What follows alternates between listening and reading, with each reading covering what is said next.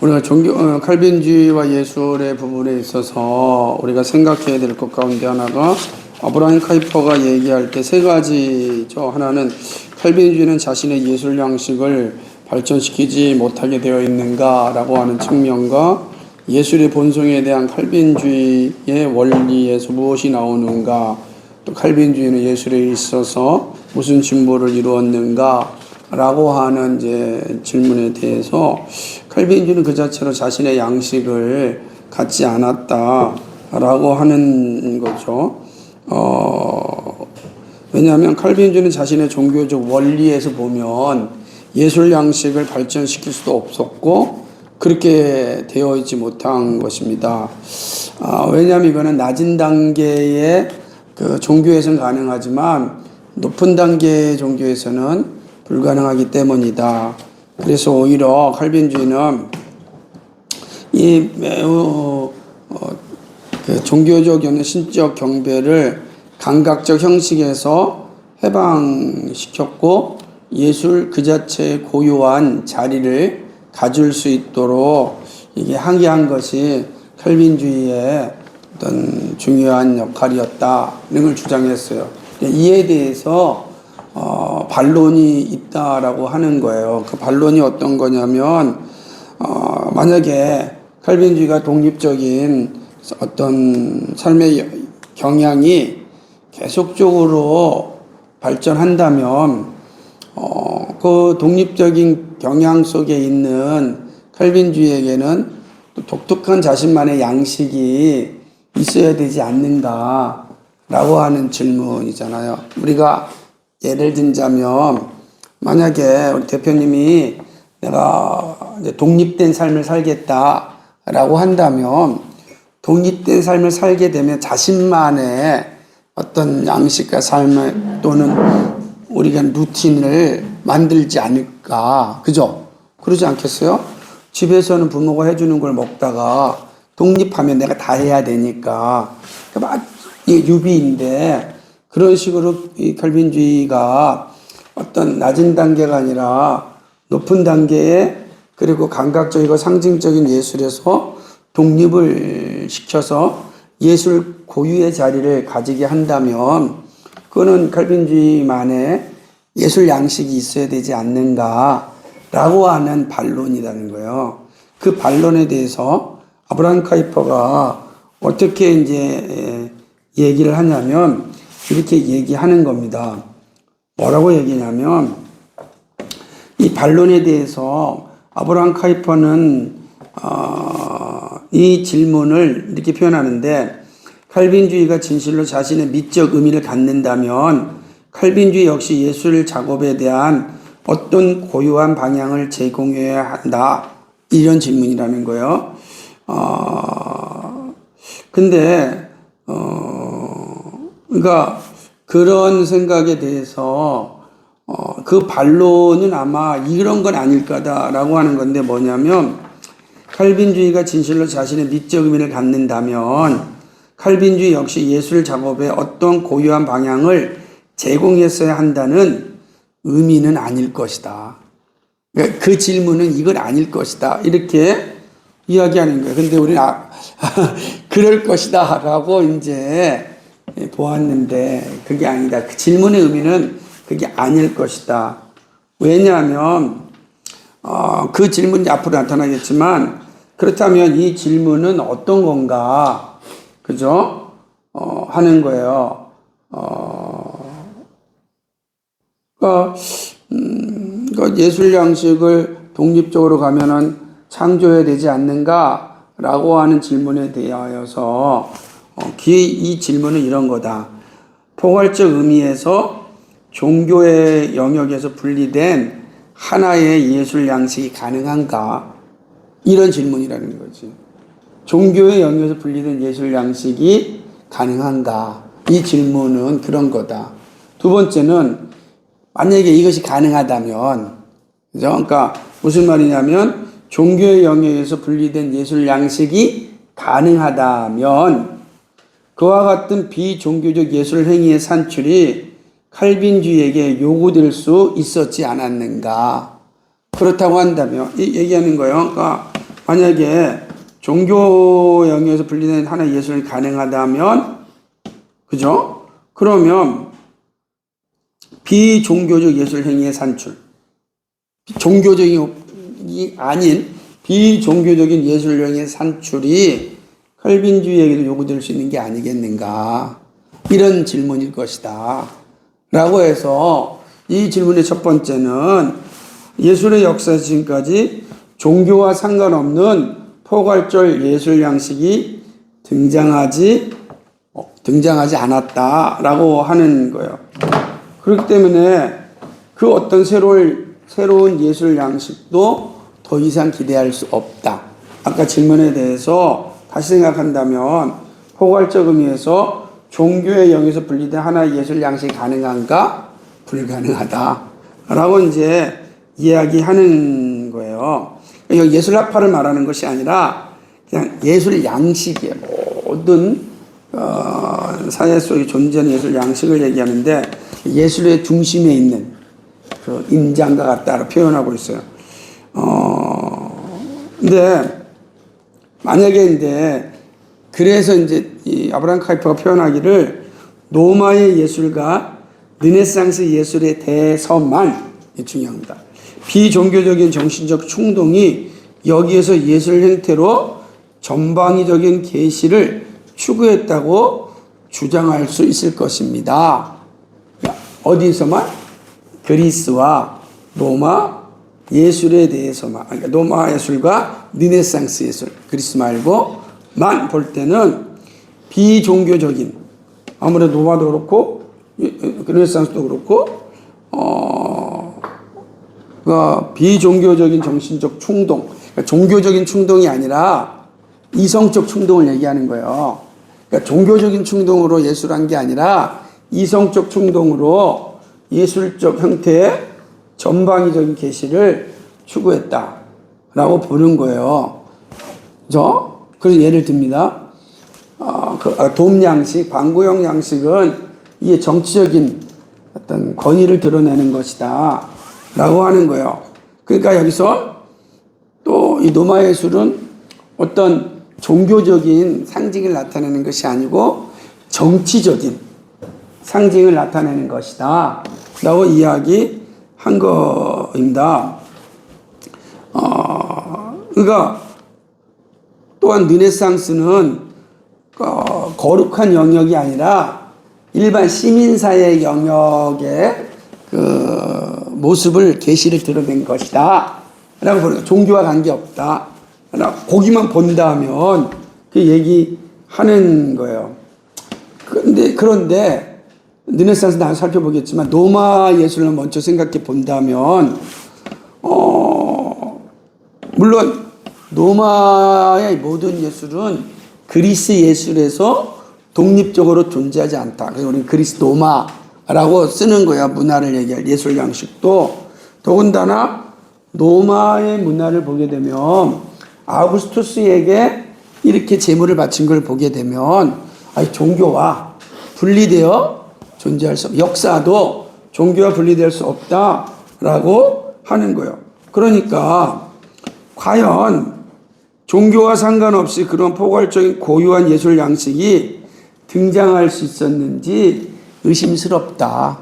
사람들이 볼 때 얘기하기를, 그러니까 로마와 르네상스 예술에서만 본다면 이성이니까 이성적인 관점에서 종교와 분리된 예술이 있었을 것 같다. 하나 오히려 이제 르네상스 나중에 살펴보겠지만, 왜냐하면 로마의 모든 예술 양식을 보니까 종교적인 것보다는 정치적인 모습이 많이 드러난다. 그러니까 종교와 상관없이 예술이 있지 않았을까라고 하는 거야. 거기에 대해서 근데 사실은 로마의 문화를 종교와 분리해서 생각할 수가 없다. 그 대표적인 아우구스투스에게 제물을 바치는 이 모습을 본다면 그 역시도 종교와 구분된 예술은 존재하지 않을 수 없다라고 하는 거예요. 그런 거죠. 그러니까 그럼에도 불구하고 뭐라고 얘기하냐면 이런 노마의 양식의 등장을 위해서 한 민족의 정신적 생활과 정서적 생활이 내부로부터 삶 전체를 지배하고 그 결과 전체적인 예술 구현 가운데 이 영적 중심에서 가장 바깥의 주변으로 영향을 미치는 중심적인 동기가 필요하다라는 거야. 중심적인 동기가 사실은 있어야 한다는 거예요. 그렇죠? 그러니까 중심적인 동기가 있어야만 그 중심적인 동기가 바깥으로 나가면서 삶의 문화를 만들어 간다. 물론 그렇다고 해서 고유한 예술 세계를 고유한 사상의 산물처럼 생각해서 하니까 중심적인 사상이 있으니까 그 사상의 산물이 바로 예술이다. 이렇게 보면 안 된다. 그러면 이제 아브라함 생각하는 영향이 있어요. 중심적인 동기가 있어야 되지만 그렇다고 해서 예술이 중심적 사상의 산물이라고 할 수는 없다. 가지라고 할 수는 없다라고 이야기하는 것입니다. 뭐라고 이야기하냐면 예를 그러면서 지적 예술은 예술이 아니며 예술을 관념들과 사상들로 설명하는 헤겔의 시도는 예술의 본질 자체에 반대된다. 그러니까 헤겔이 그렇게 그러니까 사상의 열매로서 예술이 있다라는 것에 대해서 아브라함 카이퍼는 그거 아니다. 그거는 예술이 아니다라고 이제 이야기하는 것이죠. 오히려 지적, 윤리적, 종교적 그리고 미적 삶은 각각 고유한 영역을 갖는다. 그러니까 지적인 산물로서의 예술이 아니고 지적인 거, 도덕적인 거, 종교적인 거, 미적인 것이 다 각자의 영역을 가지고 있다라고 하는 거죠.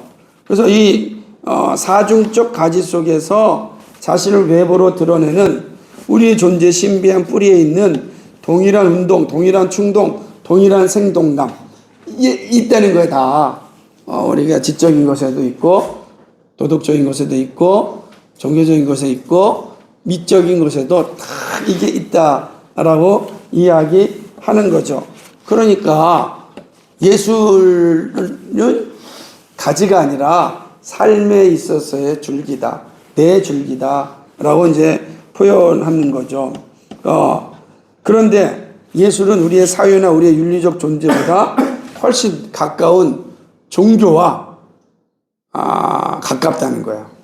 이런 의미에서 근데 문제는 이런 네 가지가 사실은 통일성을 이루어야 온전한 모습이 되는데 네 가지의 통일성이라는 게 각자가 평행성을 가고 있잖아.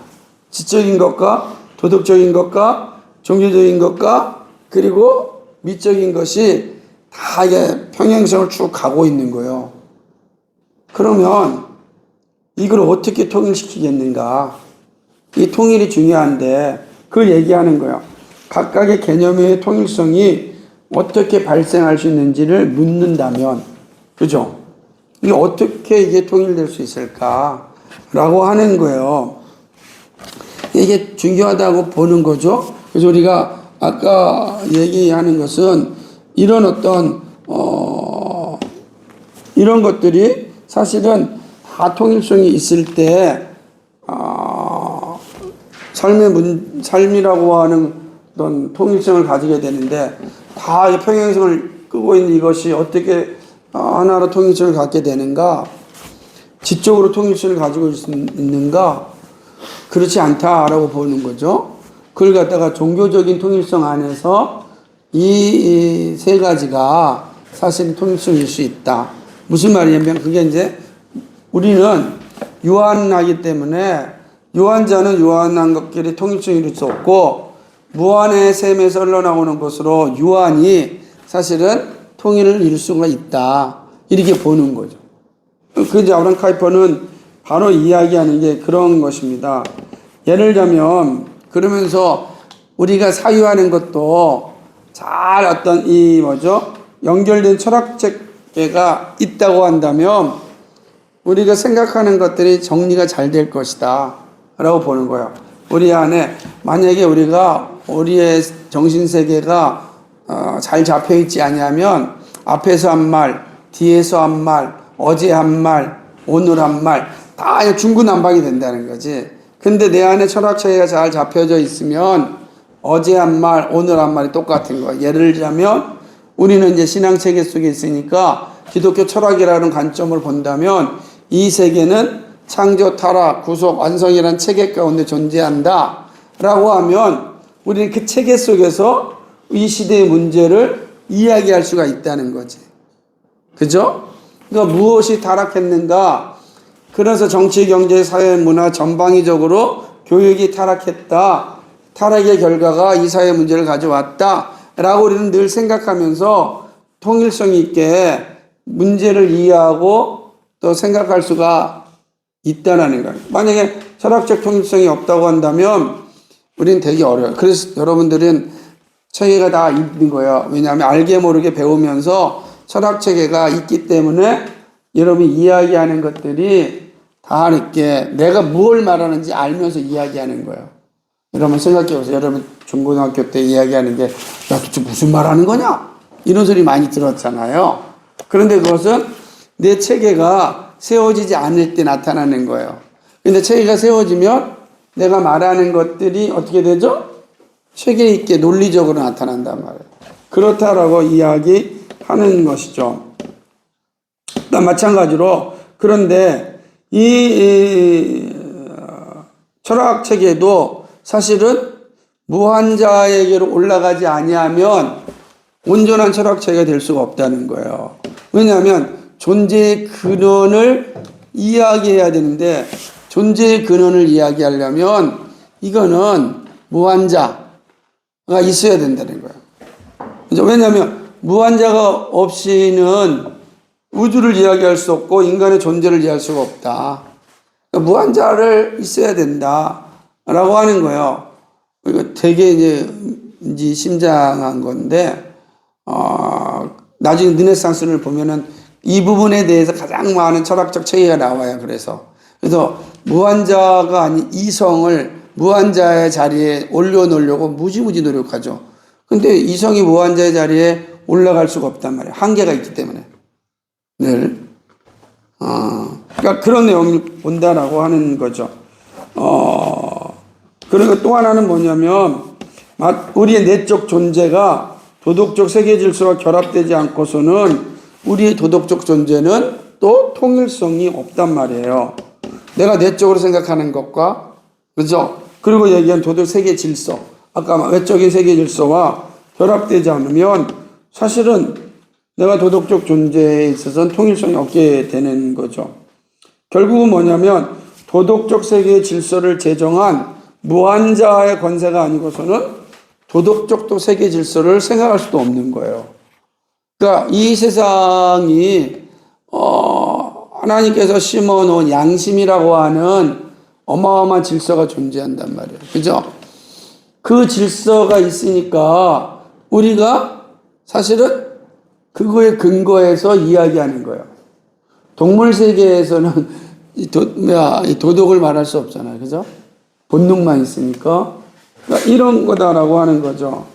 그러니까 마찬가지로, 무한자의 셈에서 우리에게 흘러나오고, 우리를 무한자에게로 들어올리는 영원한 아름다움이 예술적 영감이 아니고서는, 그죠? 우리에게 있어서 예술의 통일성은 존재할 수 없다는 거죠. 그러니까 예술의 통일성이라는 것도 사실은 이런 무한자의 셈에서 우리에게 주는 예술적 영감이 있을 때 예술의 통일성도 있다라고 하는 거죠. 그러니까 이런 것처럼 무한자가 우리 안에 뭐죠?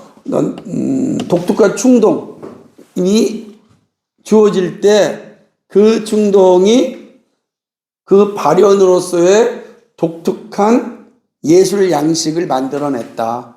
그러니까 철학도 도덕도, 그게 뭐죠? 이 예술 양식도 사실은 무한자의 세배에서 흘러나올 때 자기 역할을 감당한다. 그러므로 이 모든 건 어디에 요속된다? 종교적인, 그죠? 영향력 안에서 통일성을 이룰 수 있다라고 이제 하는 것입니다. 그래서 그 얘기를 하는 거죠. 그러니까 이런 것들은 바로 종교적인 영향성 속에서 존재한다라고 하는 거죠.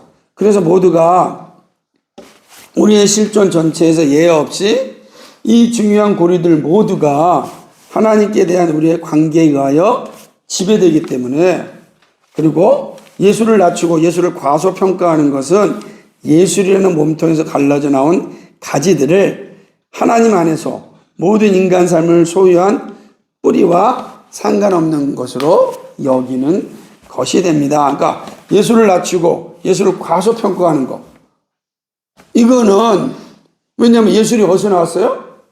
하나님으로부터 나왔으니까 하나님이 아름다운, 그죠?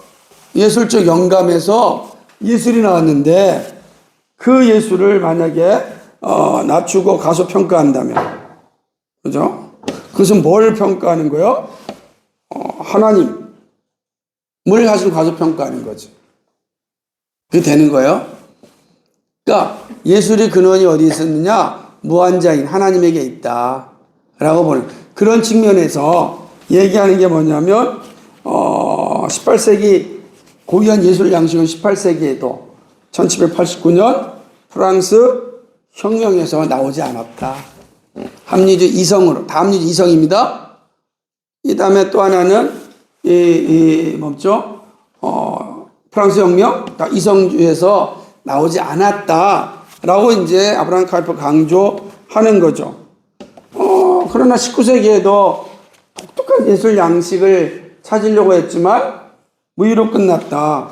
왜요?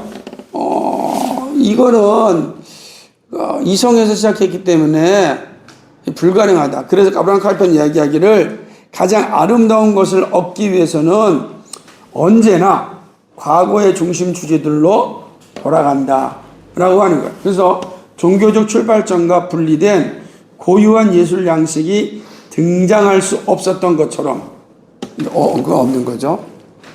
처럼 그걸 요구하는 것 역시 거부해야 합니다 라고 이제 이 얘기 하는 것입니다. 여기 보게 되면 뭐라고 얘기하냐면 이런 거예요. 이 번역을 이렇게 표현돼서 이 책에서는 적절한 예술 양식이 종교와 독립하여 생길 수 있는 가능성 자체는 부인되어야 된다. 그렇죠. 종교와 독립해 생길 수 없다는 거예요. 그러나 종교와 독립해 생길 수 뭐죠? 가능성 자체는 부인되어야 되는데 그렇지 않더라도 무슨 말입니까? 있다고 하더라도, 그죠? 독립하여 생길 수 있다 하더라도 칼빈주의에게 그런 세속적 경향을 요구하는 것은 비논리적인 겁니다 라고 이야기하는 거예요. 그러니까 불합리하다라는 거죠. 모든 사람과 모든 인간 삶을 하나님의 면전에 세움으로 그 능력의 기원을 발견했던 삶의 운동이 막강한 예술의 영역처럼 지극히 중요한 영역에서 삶을 위한 추진력, 열정, 영감을 하나님 밖에서 추구했다고 여러분이 어떻게 바랄 수 있겠습니까? 그러니까 이 모든 열정, 예술적 영감을 하나님 밖에서 추구했다고 바랄 수 있는가? 그렇다면 칼빈주의가 고유한 예술 양식을 창조하지 않았다는 것이 영적 빈곤에 대한 결정적 증거처럼 말하는 경멸적 비난은 그림자조차 남아있지 않습니다 라고 하는 거죠. 오히려 이런 예술 양식은 칼빈주의의 종교적 원리의 도움을 받아 등장할 수 있었습니다. 그러니까 이제 칼빈주의는 점점 높은 단계의 자리로 가면서 예술의 본연의 의미를 칼빈주의가 더 드러내게 했다는 거죠. 그걸 이제 얘기하고 싶은 겁니다. 그러니까 하나님 밖에서 뭡니까? 이런 어떤 예술에 대한 열정, 충동 이런 것은 나오지 않는다라고 하는 거예요. 그러니까 오히려 이제 칼빈주의를 향하여서 너희들이 영적으로 어떤 빈곤하기 때문에 예술 양식이 없는 거야 라고 하는 것에 대하여 헛소리 하지 마라 라고 이야기하는 겁니다. 이게 그렇지 않다 라고 이제 표현하게 된 거죠. 그러니까 이거 자체도 이제 여기 있는 것처럼 그러니까 예술과 분리되어서 고유한 어떤 양식이 등장을 없었던 것처럼, 그리고 오히려 꼭 그걸 요구하는 거죠, 역시. 그죠? 너희는 예술과 관련된 양식이 있어야 된다, 요구하는 걸 분리돼야 된다는 뜻이지. 그 칼빈주의자들에게 너희들이 고유한 양식이 없다라고 말하는 건 그건 합당하지 않다는 거지. 그 얘기하는 거예요. 그러니까 이해가 되시겠어요? 이 말의 의미를? 그러니까 우리가 지금 첫 번째 질문에 대해서 다시 한번 첫 번째 질문이 뭐였습니까? 그걸 생각을 해야 된다라는 거지. 그러니까 아까도 얘기했던 것처럼 칼빈주의, 그러니까 종교의 영역에서 분리된 하나의 예술 양식이 가능한가? 아니다. 그러면 비종교적인 예술 행위의 산출이 칼빈주의에게 요구될 수 있었지 않았는가에 대해서 이제 하나님 밖에서는 그런 것들을 산출할 수가 없다. 그죠? 오히려 칼빈주의는 높은 단계의 예술을 이야기하는 것이다 라고 하는 것입니다.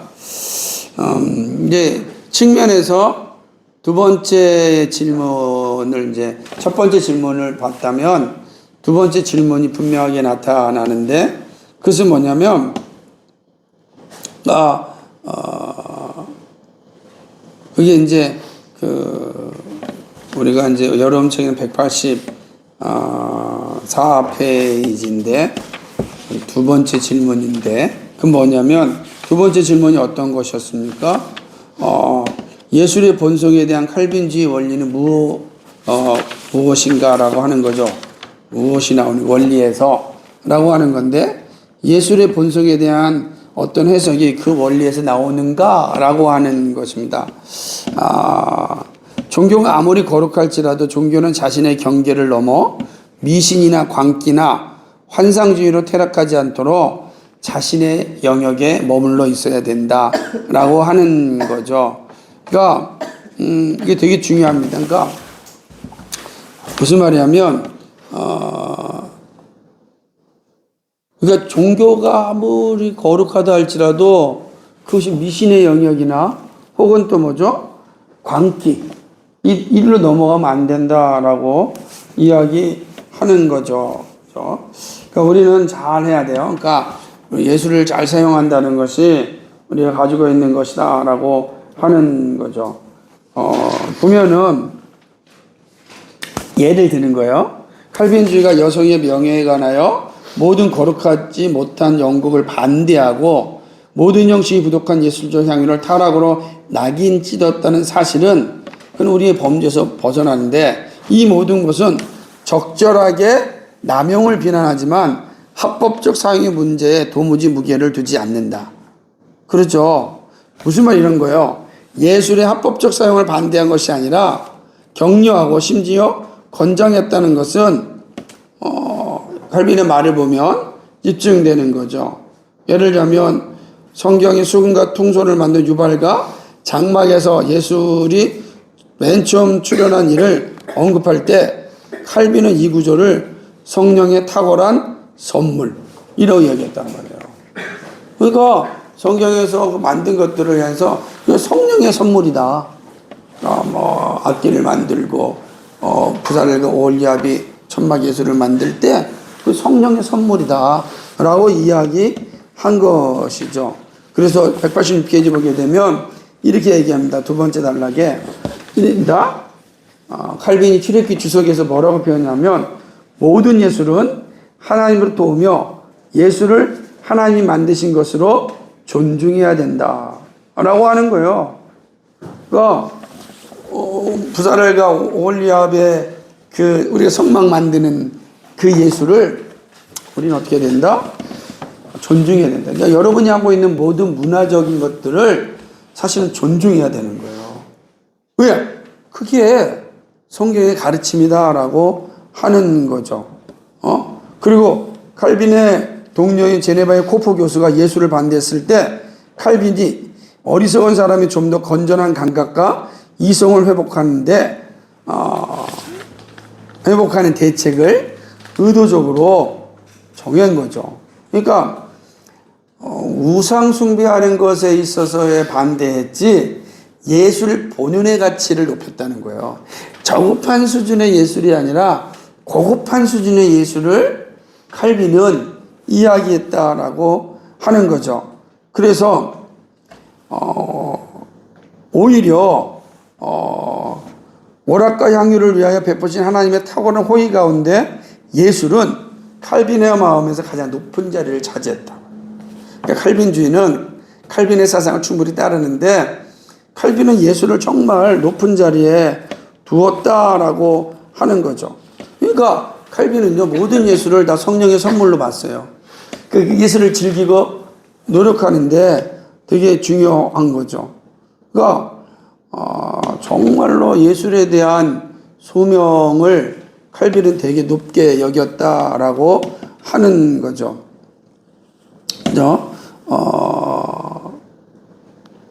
이건 이제 그 측면에서 그러니까 예술은 이 제약된 세상에서 하나님께서 우리에게 주신 그 삶을 향유할 수 있는 그 높은 선물을 우리에게 주신 거다. 그러니까 우리가 그 예술을 풍성하게 누릴 수 있어야 된다. 라고 하는 것을 아브라함 카이퍼가 이제 이야기하는 거죠. 그러니까,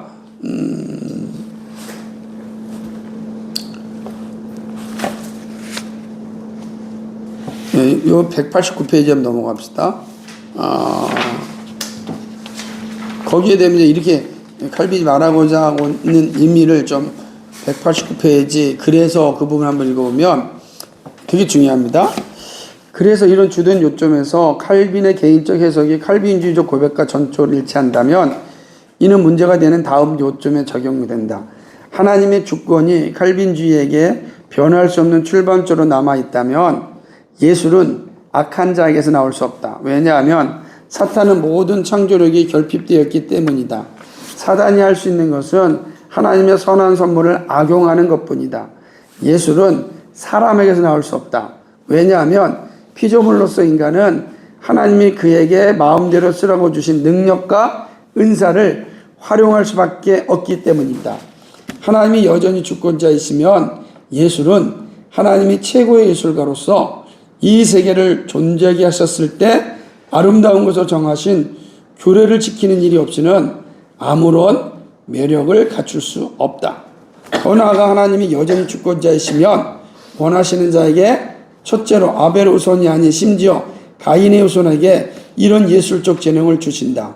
마치 예술이 가인적인 것이냐 주시는 것이 아니라 칼빈이 아름답게 말하는 것처럼 이 되게 중요합니다. 거기 읽어볼까요? 시작. 범죄하여 최고의 은사를 내버린 자가 적어도 예술의 낮은 은사에서 하나님의 관대함을 어느 정도 증거하도록 하기 위하여 주신다. 그러니까 예술은 하나님께로 나온다는 거예요. 타락한 인간, 사단은 예술을 만들 수 없고 오히려 뭐라는 거예요? 하나님의 선한 선물을 악용하는 뿐이다. 보는 거예요. 그러니까 모든 예술의 근거가 어디냐?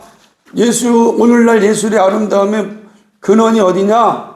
그것은 바로 하나님 주권에서 나온다. 하나님 주권. 그것이 바로 예술의 의미다. 라고 하는 거예요. 그러면,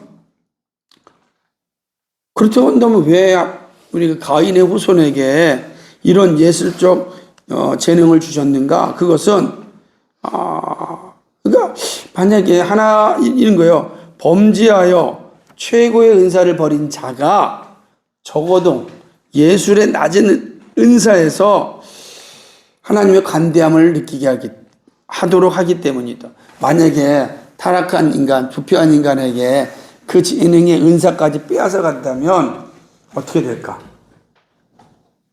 얼마나 끔찍하겠어요.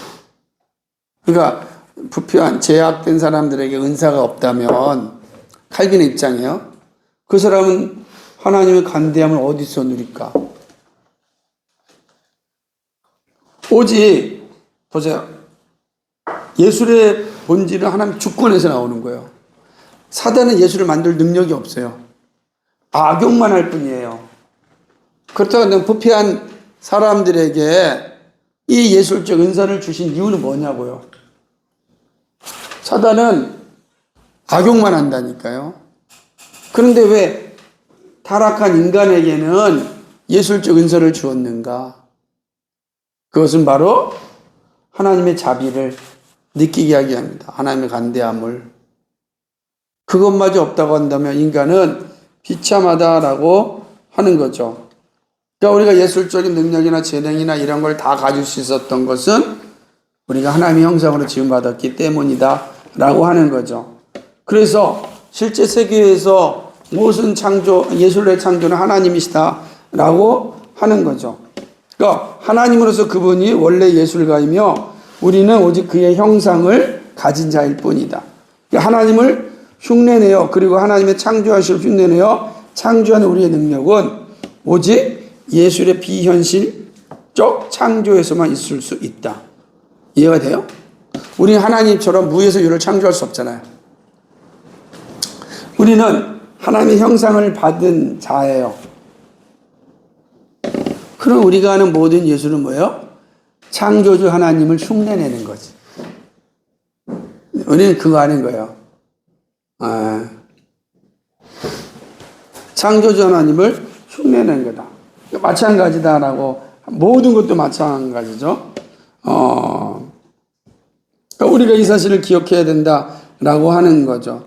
그러니까 이 모든 세계 속에서 우리가 하나님의 놀라운 은혜를 누리게 되는 건 철저하게 하나님의 형상을 지음받았다. 칼빈주의자들은 뭐예요? 이 예술적인 창조의 원리가 어디서 나오는가?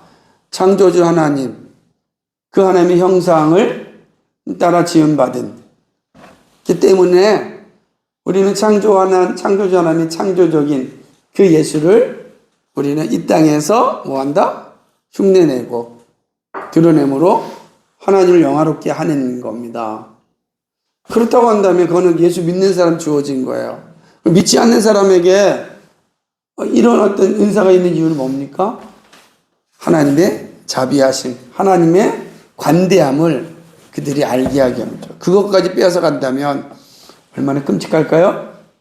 그래서 칼빈주의자들은 이 예술에 있어서의 본성은 이성에서 나오는 것이 아니고 하나님의 형상으로 지음받았다. 창조주 하나님의 형상에서 예술이 나온다는 것입니다. 오늘은 여기까지 하고 다음 주에 뵙겠습니다.